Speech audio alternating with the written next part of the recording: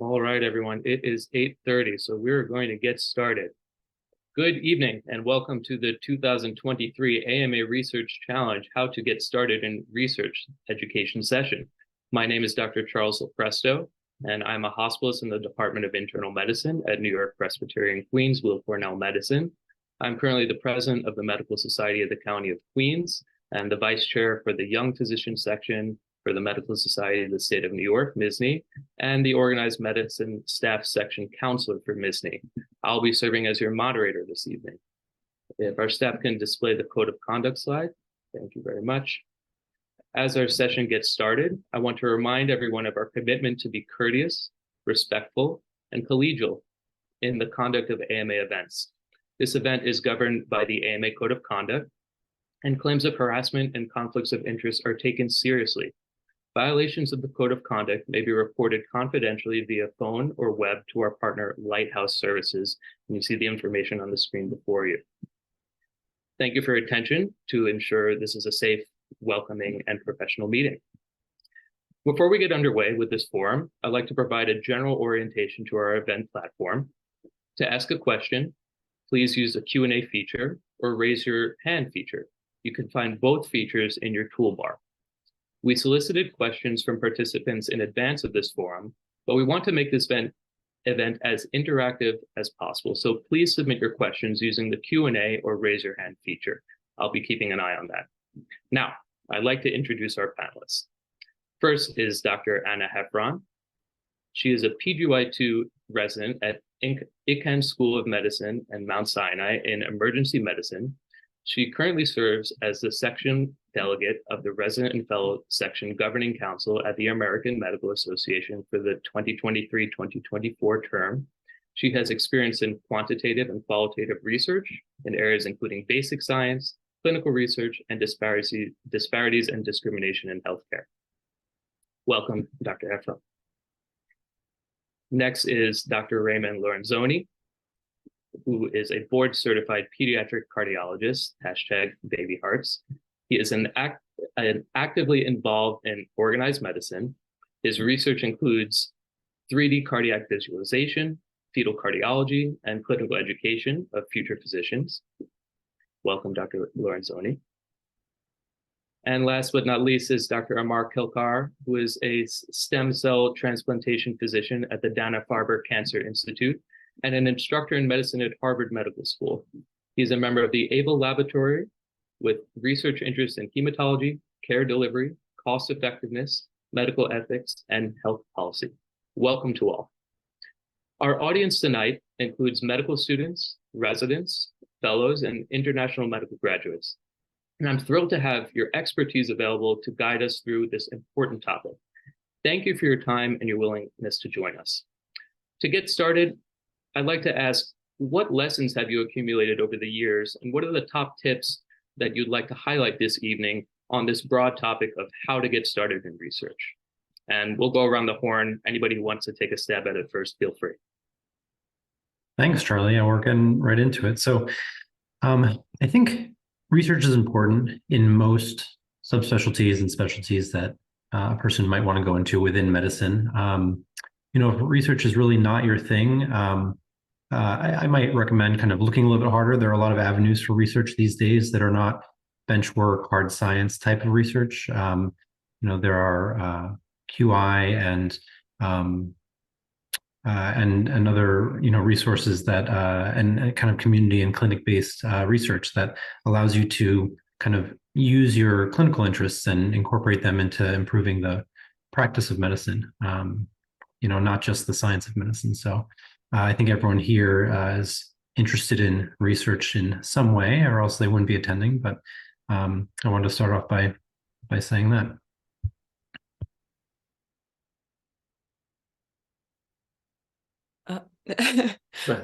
Okay. So you turn yours off too. Yeah, so I guess speaking to the medical students and residents in the group, one thing that helped me in med school, especially when I was really busy and kind of keeping myself going on my own schedule, I did a PhD, but then after that had to kind of keep my research going on my own. So it required me to kind of like figure out how I was going to fit it into my schedule. And honestly, just setting off 1 to 2 hours a week to work on research made a huge difference. So having just a short amount of time that I was going to dedicate to research for sure and get some things done helped me keep my projects moving and helped me keep publishing papers during my final year. In residency, that is actually much harder to find, even like 1 to 2 hours a week that you will have available and dedicate to that. Especially, and I'm in emergency medicine, so my schedule is different every single week. But same thing applies. You'd be surprised how much you can get done by just putting aside a couple of hours for it. That's been my biggest takeaway. And then the other thing about being a resident in research has been that if you want to do research and you're a resident, people are very excited to have you. Even though you don't have very much time, they're still just excited that you want to do research and you're a resident. So that is something that you hold to your advantage. And same as a med student, but again, my experience as a med student was a little different as a PhD. Amar, go ahead. Thanks, Anna. I guess coming to like the question of like how best to, or how to fit research in and where to find your way to it. Similar to Anna, I had some experience previously. I worked mostly in bench research as an undergrad, worked full-time as a research assistant for a few years afterwards, and actually found myself pretty disillusioned with bench research at that point. Went to medical school, and it wasn't until somewhere in residency where I was doing simple projects in research, kind of planning to go to hematology, that I really started to find some glow to clinical research, and especially health services research and public health research. And so there's lots of ways to ignite that passion. I think that for me, I found that rather than trying to tackle big projects, especially early on in residency, and you'll get more time in fellowship theoretically, but especially early on, I think the biggest questions I tried to find was when I come across a clinical question I didn't know the answer to, or my attending didn't know the answer to immediately, look for examples in the clinical research, see what's actually out there. And often you'll find that there isn't a good answer to your question.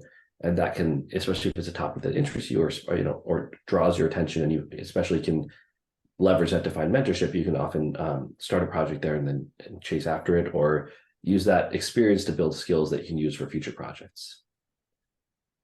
Great. Thank you to all our panelists for getting this discussion started. And I want to piggyback off of what Amar had just said, which is, one of the ideas of research is, you really should be participating in it so that you're addressing a question that you're interested in, or a question that hasn't been asked yet, or something that you're passionate about. It's going to make things a lot easier if you're actually going to, pursue one of these projects. But that brings us to the question of, how do you get started in something? Let's say you've found a research question, or you're passionate about something, but you're at maybe a newer medical school or a residency program or a hospital that maybe doesn't have a lot of resources, or you've never done research before. How do you really get started? How do you pursue something that you're passionate about, and maybe you don't know where to look for first? What would be your advice to somebody in that position?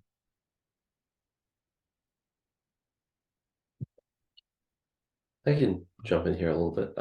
So I think one of the ways, when you, especially if you're in a setting where you don't have a lot of immediate mentorship or obvious support, is start with the question, like as Charlie said, that interests you, that draws your attention, and then start to at least put together like a brief literature review of that topic. I think that's usually the best way to start out. You may have done a quick search when you were on rounds, tried to find the answer to a question, or when you're seeing a consult or admitting a patient. But then actually going through the process of reading through all the literature on PubMed and maybe one other database, you can kind of start to piece together what's actually out there, and then use that. If you go prepared to someone who's a potential mentor, or someone who you think might be interested in that topic, with that already in hand, it shows that you're serious, and it's more likely that someone's going to invest that time in you. And as I think Anna said, or maybe Ray said it, there's people want to support young people interested in research in general, but going with that background immediately gives you a step up, and already puts you one step into doing that research with whoever that is. And if they don't have the time or ability to mentor you, they may have someone else in mind that they can then say, hey, we have this bright young person who's already ready to take off. The other thing is, you should start by looking within your institution, but there are opportunities often to look for people outside your institution, especially in this like post-COVID or COVID virtual era. I've certainly mentored people who reached out through Twitter for ideas and projects or things like that. So, or X, whatever it's called now. So there are opportunities to work with people who maybe shares a common interest with you, even outside of your institution. But I'd still strongly encourage to start in your institution, just because then you have that face-to-face time and potentially a longer relationship. I'll piggyback off that to say one of my research projects also came through Twitter. So that is a way to find people to work with. And it's funny, sometimes people will just put on social media like, oh, hey, like we're working on this question and looking for people to help us. So I found that before as well. Agree with Amar about like put yourself out there, but come prepared. So put yourself out there, but come prepared, or even just put yourself out there. Honestly, if you're interested in research, let as many people know that you're interested in research as you can. And let them know you're enthusiastic about it, you're excited about it. Even if your mentors at your program don't have a connection to research, they'll have you in mind the next time someone mentions to them that they're looking for someone to help them with research, or looking for a student or a resident for research. And it also kind of gives them a heads up that you might need to look outside of the institution. And if you have good mentors at your institution, they should be looking to help connect you outside of it. Also love the idea of just like find something that you're interested in and bring it to your mentors and see how they can connect you. If you have a question that hasn't been answered yet, they're usually pretty excited if you are willing to kind of take the lead on that and go forward. Yeah, I mean, both of you have mentioned really good points. I think, mentors have come up a couple times already, and finding, creating a mentorship relationship is half the battle, honestly.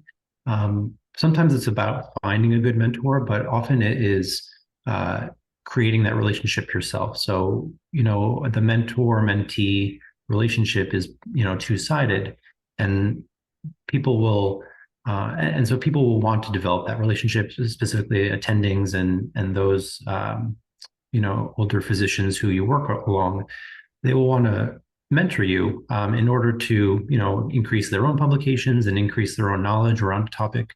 And oftentimes the division is scored and ranked based on the amount of research productivity that occurs in addition to attending promotion. And so people are often enthusiastic to start a relationship. And one of the things that I've found is helpful is to make sure that you create, kind of SMART goals, SMART, where you can really outline the goal of the relationship, try to get a relatively specific research question in mind, and then have, kind of have it be timely. So make sure that you're meeting with that mentor routinely, because things can fall off.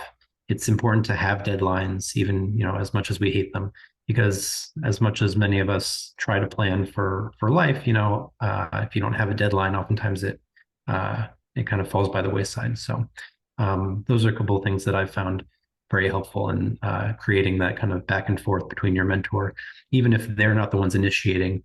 As long as you're not pestering them, as long as, you can have that open relationship with them and checking in frequently about your progress. I think that is one of the more helpful things to do that I found. Yeah, all great points. And I wanted to highlight a few of those, and just the perspective of, if you're somebody who's new looking to get started, I think it's important to remember that you probably have more time compared to whoever might be in charge of the research project, your principal investigator or the attending, or whoever you might be partnering with or seeking mentorship from. So they may have a hard time to devote a lot of time for mentoring you in the initial stages. So coming prepared in those initial conversations and showing that you have some interest, showing that you've done your homework and you really have a passion or a basic knowledge of what they're doing and what their lab or their research is about, really helps open those doors for you, I think. But that being said, when we're looking for these mentorship opportunities, what are some of the things, I mean, Amar, you had mentioned that you had had a few different experiences. What are some of the things that you would look for that might be a positive in a mentor, or maybe some red flags or some things to avoid? You say, you know what, maybe this isn't the right opportunity for me. Yeah, I mean, in terms of strengths and weaknesses of mentors, I think some of the obvious strengths are, if your mentor is coming to the meeting, especially if you're meeting a person with like a notepad with some way of showing that they're coming ready to listen and potentially keeping track of things in the for future meetings. I think that's a huge sign in that they're investing in you and they're going to spend time trying to help you improve. I think that was one of my mentors in fellowship. She used to come. She had a folder in her desk that was just of my projects with her, and I always found that extremely, one of those things. I made a mental note that I said I would do when I was attending. Found it very supportive. Other things that you can look for in terms of strengths are people who can match your interest and energy. It's not just that you have overlapping topics of interest, but that you communicate in a way that, and you don't have to be the same as your mentor, but that you can have a way of communicating that kind of avoid, they understand when you're urgent, when you're not urgent, and you can understand the same back from them about certain projects and ideas. In terms of weaknesses, I think one of the biggest things is looking for people who, you can look and see sometimes if mentors have had a lot of other mentees, and if those mentees are still working with them or still have relationships with them. I've definitely seen there are people who have relationships with certain programs that, this person is a big publisher, but you look and see them like they don't have any mentee, any other people as part of their lab. It's all just research assistants or clinical research coordinators or things like that. And it kind of raises some eyebrows as to why other people aren't working with them. But those are just some things that come to mind. Great points. I think, to agree with the things to look out for, like good things in mentors. Also want to say, look for multiple mentors. You're going to have your primary research mentor, and then you're probably going to want to also have other mentors for other things. And especially if you are someone who is going into a field that doesn't have as much research, emergency medicine happens to be one. I have a bunch of different mentors I'm relying on. Or if you want to combine fields, like I want to combine my interest in, eventually I want to be studying how discrimination affects basic biology. That's my ultimate goal. So I'm obviously going to have to pull from a bunch of different mentors to reach those goals and work with different groups. But so think about getting different mentors and a broad variety of mentors. And then also think about if you are from an underrepresented group in medicine, whether that be women in medicine or people of color in medicine. You may also want to look for people who can mentor you for the particular challenges you're going to face there. So I would say look out for that in terms of mentors that you're going to need. And then agree with Amar's red flags for mentorship. And then I would also add talk to people who work in their lab or their group and ask them what it's like and take that seriously. Or if you find 5 people have left this lab in the past year, try to find one of those people and, find out why they left. I think also finding out what the communication strategies of the person is like, just meeting with the person if they're going to be your primary mentor. Learn what they expect and how they communicate with people, because I've found sometimes mentors will be kind of like laissez-faire in how they run their research groups, and sometimes they don't communicate about who's going to be an author or who's going to do the bulk of the work on a project. And those are things that don't need to be a big deal or dramatic, but they can be if your mentor is not going to set up a clear communication strategy for them. That can just make things hellish. So those would be my big red flags. I was going to add one thing just based on Anna's thing, which is if you are going to have multiple mentors, which I also had several at various points and certainly multiple overlapping ones, one valuable thing is to communicate that to them.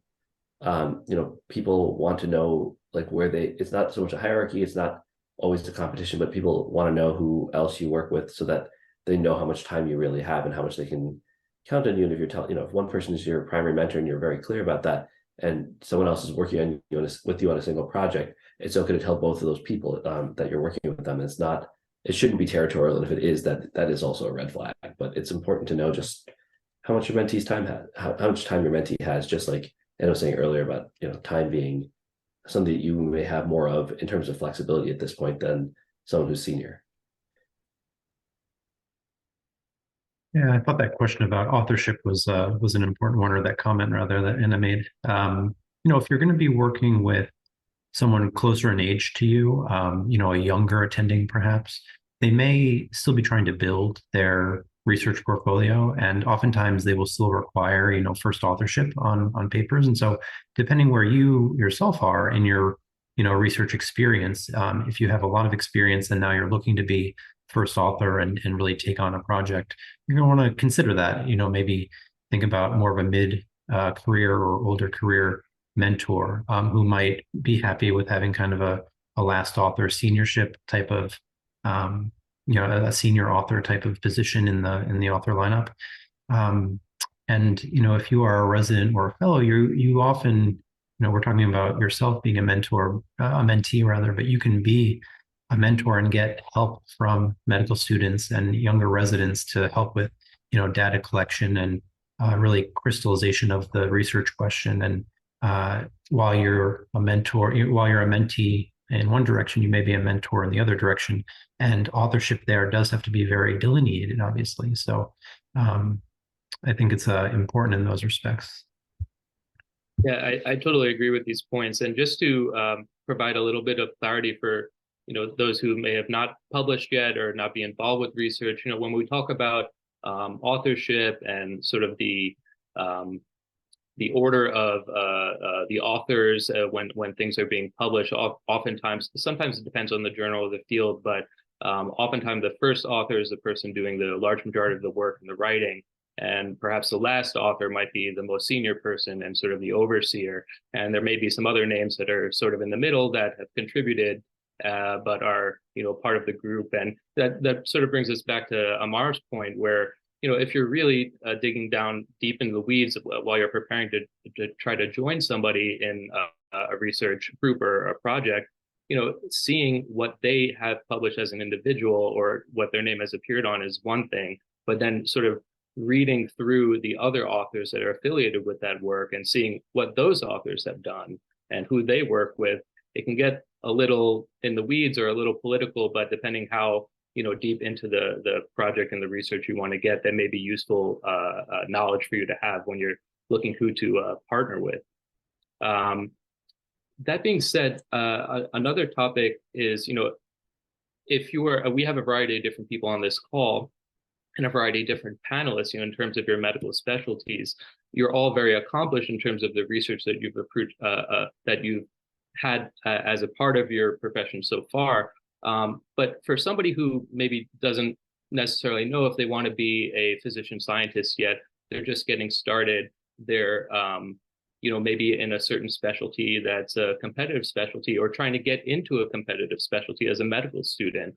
Is there a certain expectation in terms of how to get started in research, or what that means to participate in research from one specialty versus another, or how should people approach that?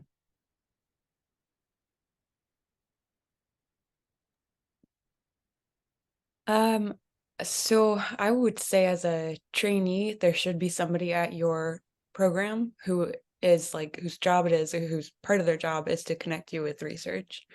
That's often especially in residency, there should be someone who has that. So talk to your program director, or if you are a med student, talk to one of your mentors or maybe your dean. Again, people will tend to be pretty excited that you're interested in research, so there should be someone who is able to help connect you. If there's, and I'm sorry, the second part of the question, Charlie, or Dr. Lopresto. Yeah, so it was just more about, if there's any sort of expectations based upon, your specialty. For instance, let's say you're a medical student, you might want to be an orthopedic surgeon or a dermatologist or one of these quote unquote competitive specialties that really requires quote unquote a certain amount of scholarly activities or research experiences. Sometimes we see people, participating in research or quote unquote getting started in research for these reasons. Do you folks have any sort of thoughts about, doing research from a specialty perspective versus just following your heart and where your research interest might lie. Okay, I'll finish up that one then. I tended to follow where my research interests lay, and that got me to where I want to be. So I did a lot of research that I won't necessarily be doing the same thing eventually ever again.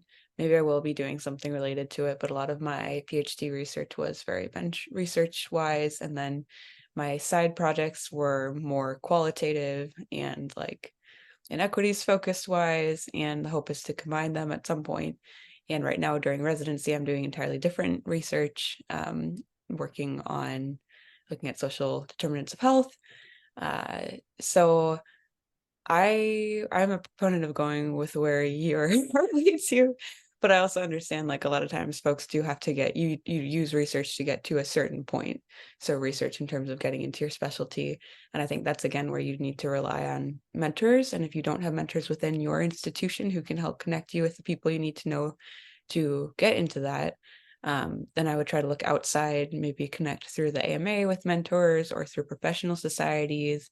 There often are, like in emergency medicine, through SAEM, Society for Academic Emergency Medicine, there is they connect you with mentors so that you can help find research projects and connections. Great.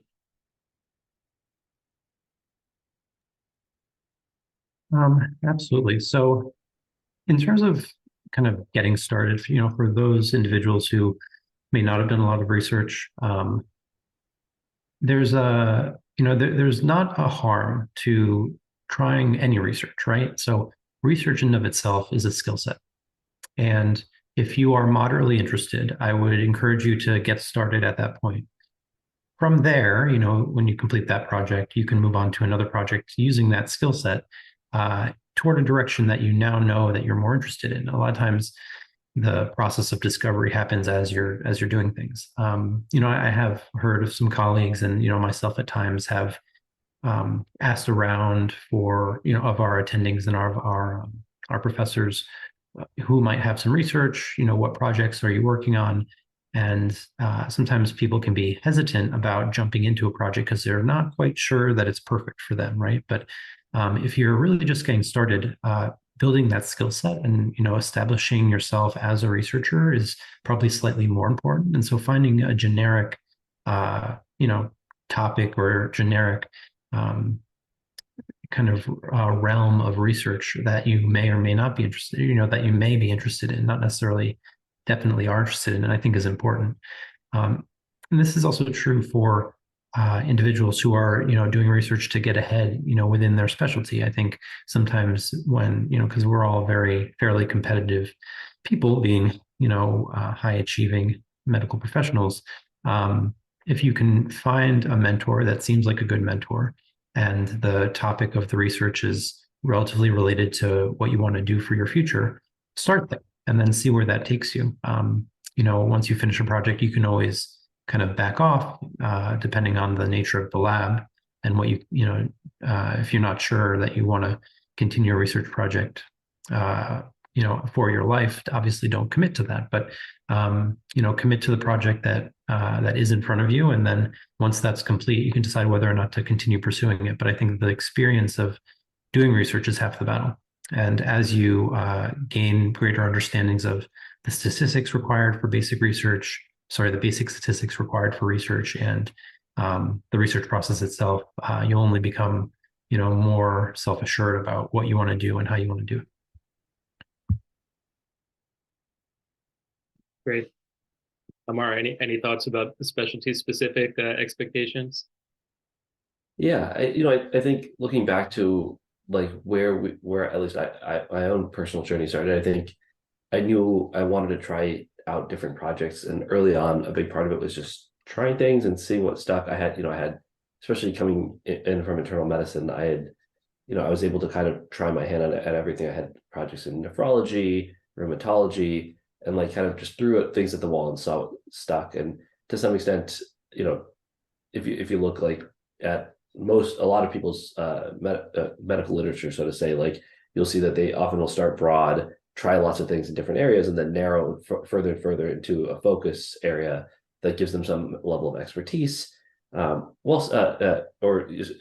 so to say, like getting towards more parsimony in terms of what they do. So oftentimes their research will align with their clinical work in some way, or administrative title or things like that as well. Allowing for some other projects, especially for if mentees are interested in certain things. In terms of how you choose projects, I think Ray covered it pretty well. But one piece of advice that one of my early mentors had given me, which I really stuck with me, was that they said they'd given a general piece of advice, which is that every research project should add something to your toolkit. So if you're going to say yes to a project, it doesn't always have to be the most high value thing that's only going to end up in an elite journal, but it can be something that just gives you a skill set, whether that's talking about whether that's learning how to do a systematic review or some other skill, some other thing that you think might be valuable to know. And if that still pulls you out of your primary area of interest of research, at least you're learning something that you can apply to that field later on.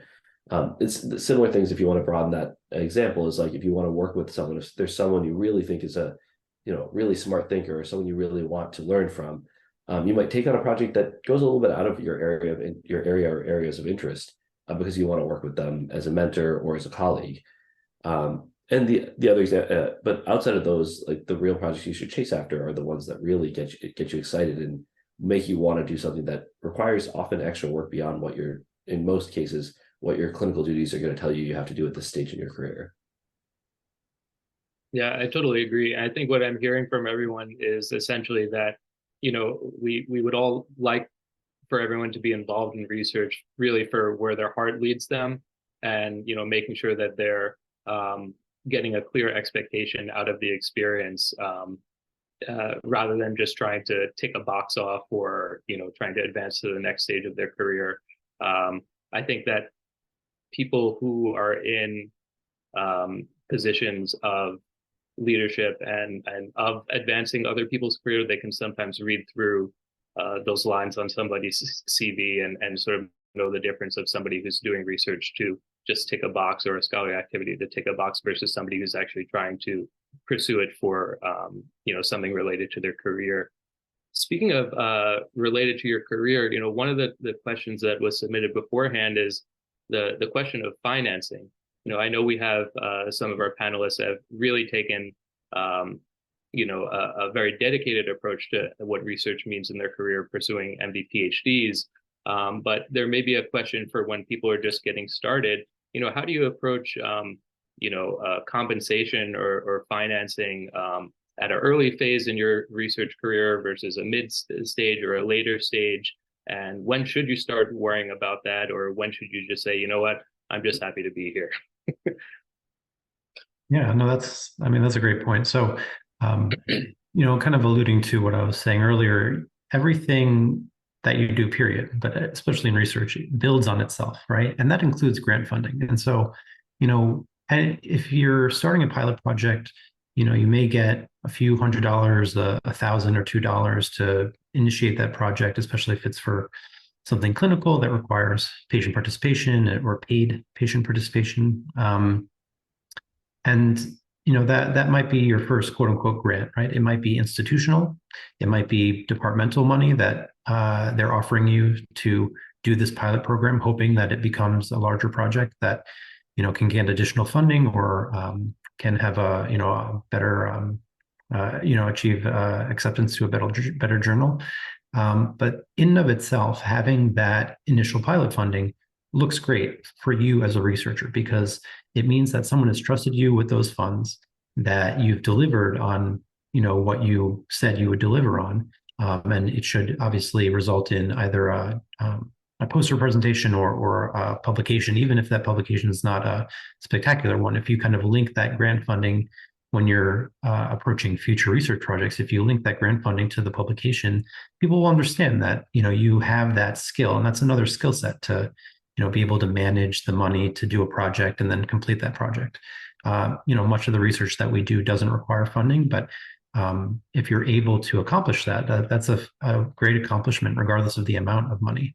And you'll be surprised that once you have that start, you will have a little bit of understanding of how using a grant and the grant process kind of within the institution, even if it is kind of interdepartmental funding, how that works. And then you'll be more comfortable applying for additional grant funding to, private institutions that are outside of your institution, or to the NIH, or to public funding, et cetera. And like I said, it kind of builds off of itself, both the skill set and how comfortable people are with trusting you with that money.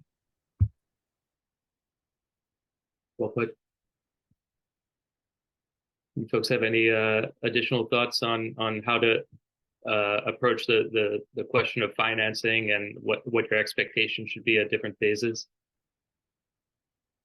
I think one of the things, I think Ray covered this really nicely, to just add in, is where to look for funding. I think that there's at different stages, as Ray, Charlie had hinted, there's different sources of funding for different stages of your career.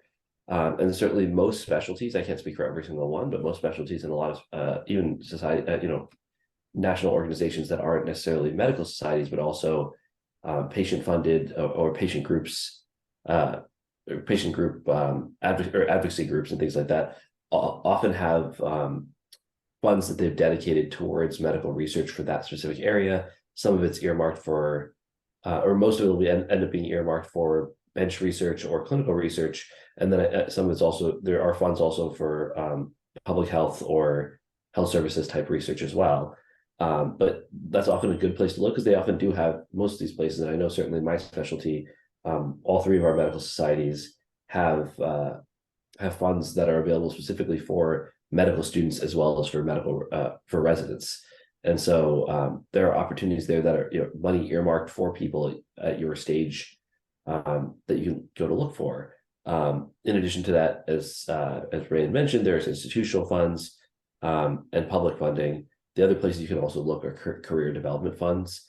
Again, most medical societies have these. There's other places you can look, as well as, I think the NIH has several different funds, some things like K99s and other funds that will kind of target people who are transitioning between residency or fellowship to clinical attending positions and such, or instructor positions. And then there's also industrial funds that you have to be mindful of the source and what interests and what strings come attached with that. But certainly that can be particularly useful if you can get funding for a project that way. There's investigator-initiated studies or trials that you'll probably need someone senior to kind of help you put together, but those are good ways that you can get like a pilot study off the ground, or get a small even chart review study for a company that might again get further funding later on. I just wanted to pipe in with like one other source for if you don't find that your research fits in a box, and it's patient-centered or maybe it's innovative. There are a lot of foundations that might be affiliated with your institution that are often kind of donor-based, and donors want to hear that they're funding something patient-centered or innovative that they can kind of brag about. That's why a lot of them will donate the money to be part of something interesting. So they look for foundations as well, which are a little bit they're non-traditional funding sources for some types of research. Great. Yeah, and I'll just add, so thinking about residency, I guess at any point from now on, your most valuable resource honestly is your time. That's the thing you're going to have the least amount of. So yeah, I don't know. I think about that in terms of like when you're devoting time and space and your own time to research. Again, that goes back to make sure it's something that you care about if you're doing it in residency, or it gets you to somewhere that you care to be, in terms of like the finances for it, or thinking about financially when you are younger in your career or you're a med student. And then also this comes back to, and I know there's a question in the chat about this, but like having mentors who can tell you about the kind of funding sources you should look for, Like when I remember a mentor was the first person to tell me like, oh, you should think about KO words pretty early in your career if you want to go into medicine. Like, what's a KO word? And that's a whole thing in itself, just having someone who knows what you should be looking for. So usually someone who's kind of younger and has done this more recently and knows how to navigate that whole morass of all the funding opportunities that you can find or miss depending on what you know how to look for. Thanks for your folks. Speaking of questions in the chat, I got one direct message. This is a very basic question, but a great question all nonetheless. And it asks from Ethan, how could the panel please elaborate on how to generate new ideas for projects coming from a place of limited clinical experience? I think it's a really important, topic to address, because I remember when I was a medical student in, first and second year in the classroom trying to absorb all this stuff and saying, well, how would I ever come up with any sort of research idea when I'm just trying to, memorize the Krebs cycle and whatever else we learned back in those days. So how would you approach, finding a novel topic to get involved with when you haven't really seen many patients yet? Yeah, I think getting a variety of research proposed research by reaching out to a number of faculty, I think is the best way to get a sense for what might be valuable.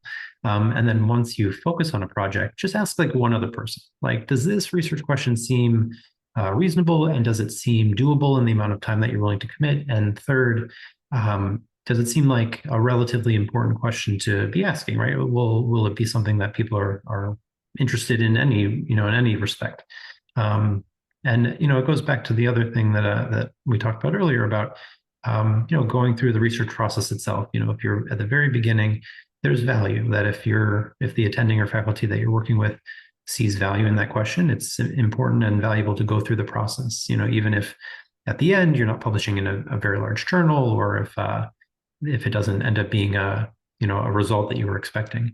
One of the other things I'll say about the research question itself and knowing whether or not it's a good one for research is the information that you get out of the research question going to be valuable, whether it's a positive finding or a negative finding, right? So, if it's something that is a long shot where, it's probably not going to be true, your hypothesis, and if it's not true, it doesn't really matter. Try to stay away maybe from those questions and try to focus on questions where the process of like data collection and the analysis of the data itself is going to be interesting, regardless of whether the hypothesis is true or false.